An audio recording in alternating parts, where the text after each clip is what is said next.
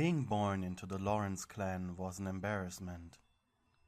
The sins your family committed in the past were heinous, to say the least. It was common for the city of Mondstadt to let the Lawrence clan know what they thought of them. Especially since most members of your family still had the mentality of the old nobility. The only exception was your sister Eula, but she left you to fend for yourself after she joined the Knights of AVENGERS. Was it any surprise then that as soon as you felt something like compassion, or at the very least interest in you from someone outside your family, that you embraced it with both arms? The Fetui, an organization under the banner of the Tsaritsa, the Archon of Snezhnaya. They took you in, forged you into the person you had become. You worked under the charismatic Il Dottore. In fact, he was the one who had shown the initial interest in you. Luckily, your lack of moral compass made you useful to him. That was the only reason you avoided him using you for human experiments. But also your interest in the old world, especially the Ruin Guards, gave you a right to exist. You spent years under him, assisting whenever he saw fit, until one day the Tsaritsa herself demanded an audience with you. She did not reprimand you. In fact, she was pleased with your performance, making you responsible for Dottore's quick progress in the study of the Ruin Guards. You were honored by her words, but your pleased grin turned into a frown quickly. Thankfully, your mask covered up your entire face. When the Cryo Archon requested you'd go back to Mondstadt, you had dreaded returning there. Having read Senora's report about the Gnosis, the tensions between the knights, and worst of all, the assassination attempt towards a traveler your sister prevented, and the many blacked out parts in the second half of that same report. However, you were glad when she said the word dragon spine. So at least you wouldn't have to go into the lion's den that was the City of Freedom. But more importantly, the Tsaritsa offered you a present most kindly. Your own delusion. It glowed with the raw destructive power of 1,000 earthquakes. While on the carriage towards the Mondstadian border, you couldn't peel your eyes from the stone. Eventually, however, they stopped. "We are here, mistress," said the man leading the horses. Slowly you stepped outside.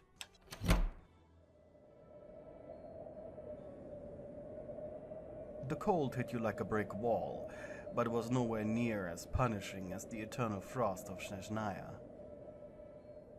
You found yourself in a small Fetui encampment.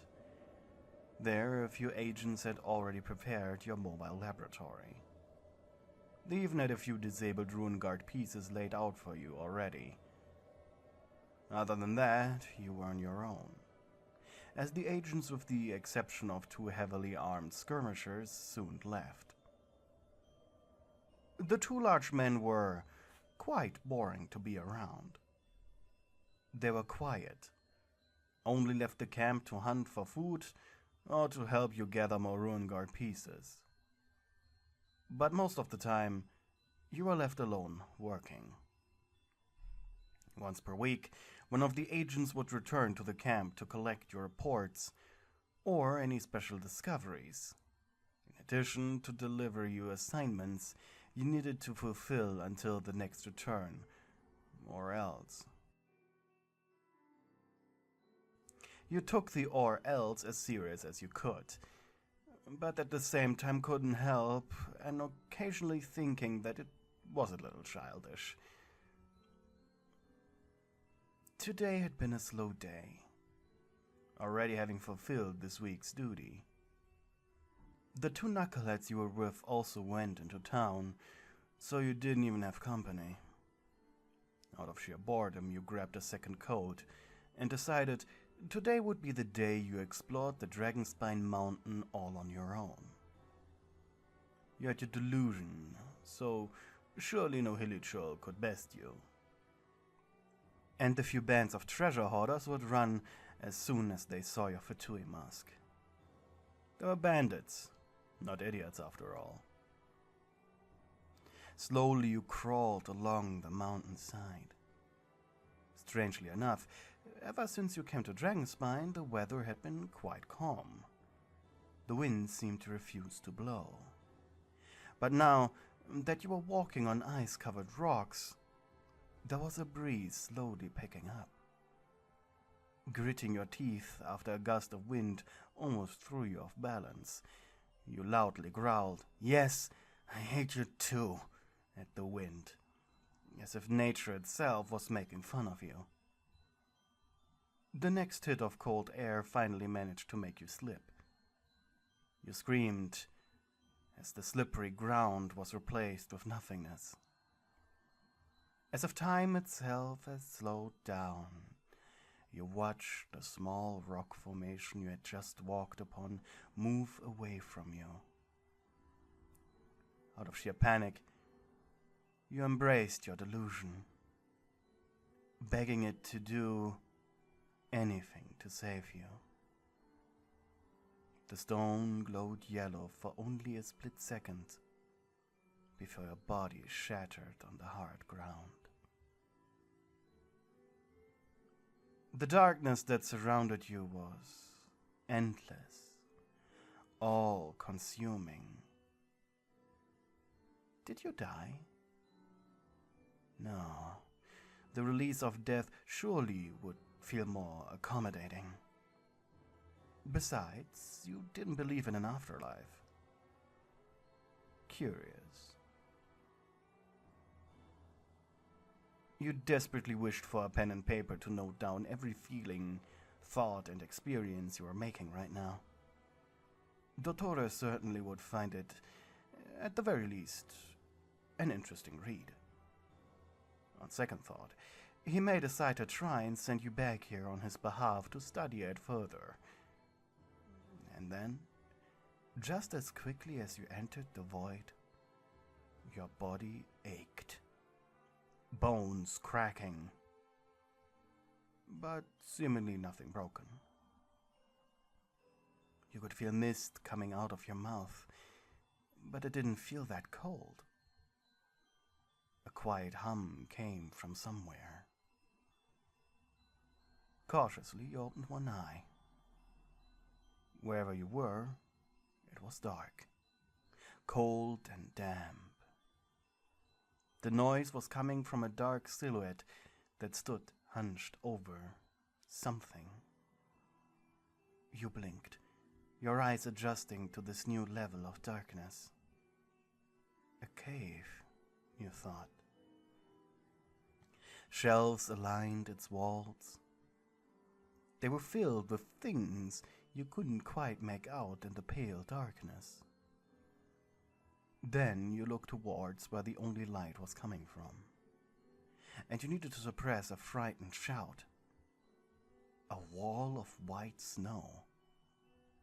Crap, you huffed quietly, but that already was loud enough to alert the silhouette. Seems our sleeping beauty has awoken.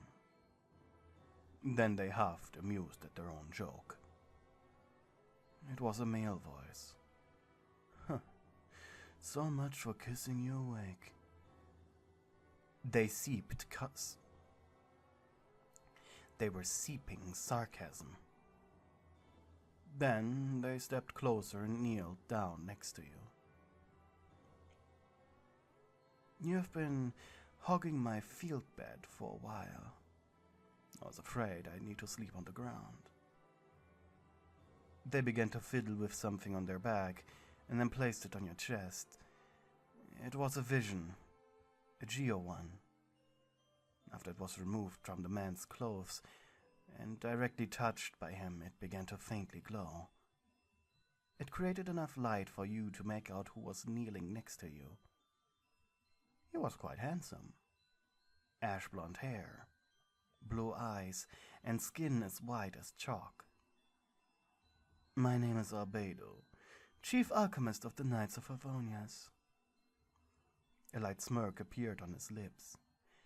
And you, Sleeping Beauty, are Fatui Stray that caused me so much trouble. You scoffed and looked away. Don't be on the defense. Your little shriek may have caused this avalanche that now threatens to kill us with boredom. But is this really how you want to treat the man who saved your life? You puffed up your cheeks in resistance. Tisk, tisk. Did he really have to say it like that? I have a few questions. You better answer, as our survival is dependent on that. If it was so serious, why was he still smirking? Go ahead, you growled. Okay, little stray. Here's the quick rundown.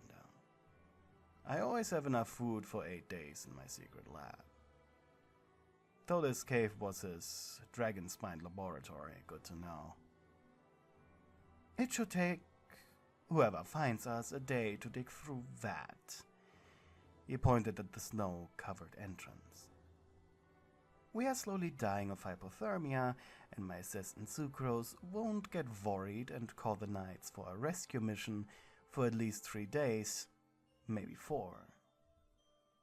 You blinked, and you barked. And what I'd like to know is when the Fatui will get worried and will launch a rescue attempt themselves. You slowly exhaled. All things considered, you weren't that important. But then you remembered the 2 broods who lived with you. What did they say they were doing in Mondstadt again? And then the realization hit you like the hammer of a skirmisher.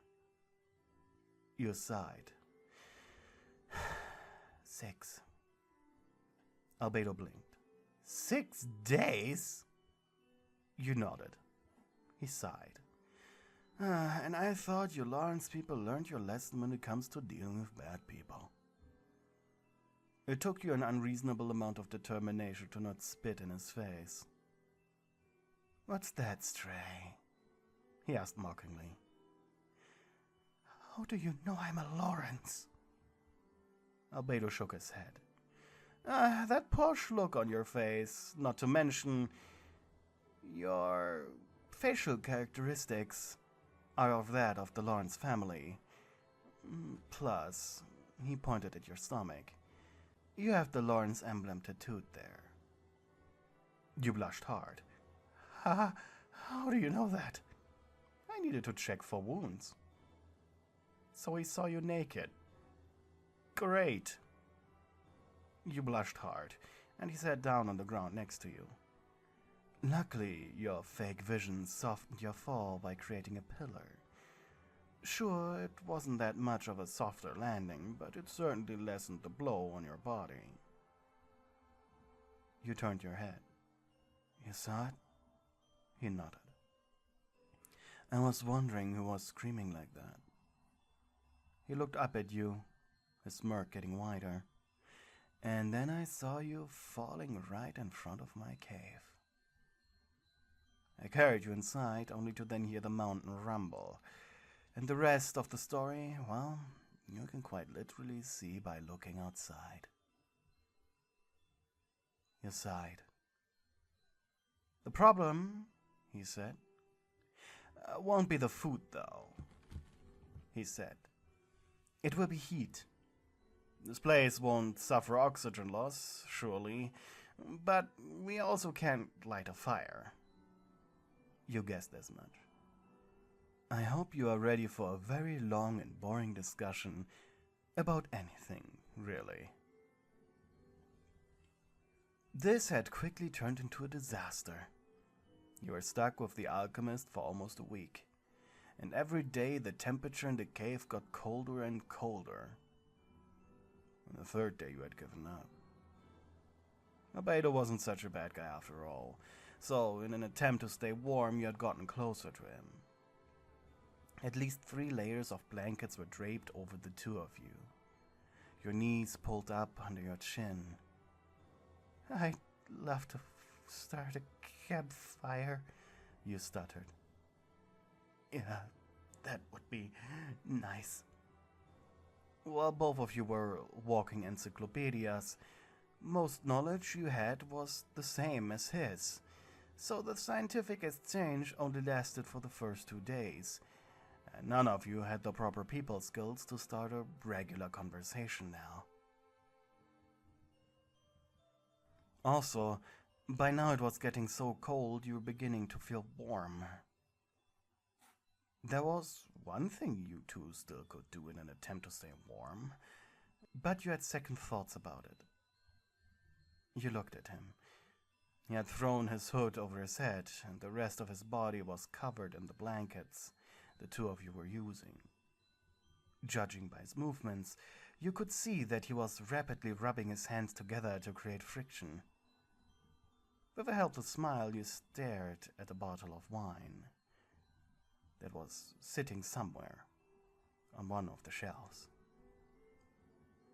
"I know it will make it worse," you mumbled, "but I could really go for some dandelion wine right now." Albedo chuckled. "Yeah, maybe when we're out of this. I really don't want nature to win this fight." You raised an eyebrow. "Huh?" He forced a smile. Everything in nature, alchemy, science, and technology, bend it to their will. Animals are incapable of using it, ergo, they're human tools. He huffed. "Nature currently tries to kill us, little stray, so I say, fuck nature. Let's do science." Of course, Albedo didn't believe half of what he just said. He actually loved nature a lot. He just wanted to motivate you a little. And considering that you were Fatui, putting an enemy in front of you, well, that seemed to be what was helping the most. Yet there was still desperation in his voice. Shakily, your hand reached towards his back. "Huh?" was the only noise he was giving off. I want to try something."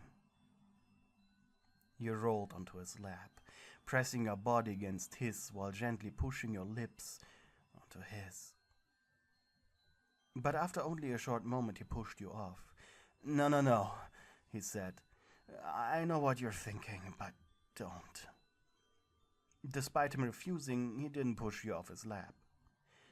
"If we do this, it's going to have the same effect as alcohol."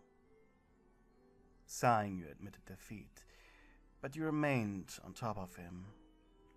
The warmth he was giving you in this position, feeling very comforting. You set your head on his shoulder. "You're right," you muttered. "Sorry." After a while of silence, he groaned. Hypothetical question. Was that just now desperation or need? You didn't answer immediately. Both. It was interesting how being stuck and forced to be together so close could create certain feelings or needs. "It's funny," he mumbled. "If we met under any other circumstance, we would have killed each other. And now..." He sighed. "Just one more day." He repeated the sentence. "One more day." You both were going in and out of conscious over the next day, so both of you barely managed to realize that help had finally arrived. Sucrose, Albedo's assistant, had discovered the avalanche and launched an all-out rescue mission, led by the acting Grandmaster Jean.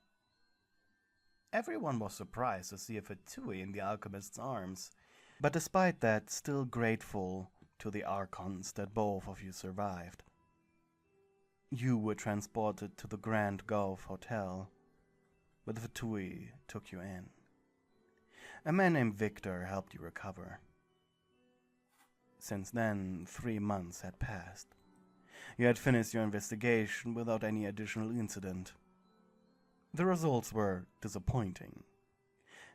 As it turns out, the real reason you were sent here was simply to make sure if there was a Runeguard factory hidden in Dragonspine or not. This revelation upset you deeply, but not enough to start shouting at your superiors. On one of your last days in Mondstadt before being deported back to Il Dottore, however, you had made a decision for yourself. Putting on the full Fatui mask, you proceeded towards Albedo's home, a bottle of dandelion wine in your right hand. You knocked twice, and a minute later he opened. Is that you, Stray?" he asked bluntly. You nodded. "Heaven thank you for saving my life." You looked at the ground ashamed. This had to happen. Then you held up the bottle of wine. He swiftly took it, turned around for a moment, looking into his main laboratory, then back to you. "Sucrose isn't here," he said. "Do you want to come in?" You nodded quietly. He sat you down at his dinner table. Albedo's home was sparsely decorated. Aside from paintings and painting tools, there were alchemy machines, vials, and ingredients scattered in various shelves. The place smelled amazing, though, like a Sumero spice market. He placed a glass before you and filled it up before sitting down opposite to you. "Cheers," he said and smiled. The wine bottle was emptied quickly, and the less wine was in it, the more comfortable both of you became, despite not exchanging words. But eventually you couldn't keep your mouth shut. "I have to admit something to you, Albedo." He tilted his head. "Go ahead. I came here for more than just the wine." In your head you added, "But it certainly helped making up my mind." You loosened one of the buttons on your coat, revealing just enough of your skin to show that under it, you were completely naked. Albedo put a hand on his chin and thought, "So that wasn't a dream, huh?" Admittedly, I was kinda drifting. You blushed hard and looked away. "So you don't want to?" Your question showed both the embarrassment you felt, but also a slight disappointment. He grinned. "Well, I certainly didn't expect it." Then he folded his hands under his chin. "But it is a welcome one." He winked. Then you both stood up simultaneously. And while you were shedding the shell of clothing you wore, he dropped his white coat on the ground and opened his belt until your bodies crashed into each other. Hungrily you began to kiss the alchemist, still tasting the wine on his tongue. He growled like a savage beast as his hands began to dig into your supple flesh. The slight pain making you elicit pleasured moans. His tongue was unnaturally long and strong. Easily it overpowered yours, making any resistance pleasurable yet futile. You could feel one of his hands reach down from your chest towards your temple. Groaning, you slowly began to push him towards his bed, sitting him down on it before kneeling in front of him and pulling his pants off. He smiled. "You did this before, didn't you?" he asked mockingly. You simply smiled. A Fatui never gives up their secrets.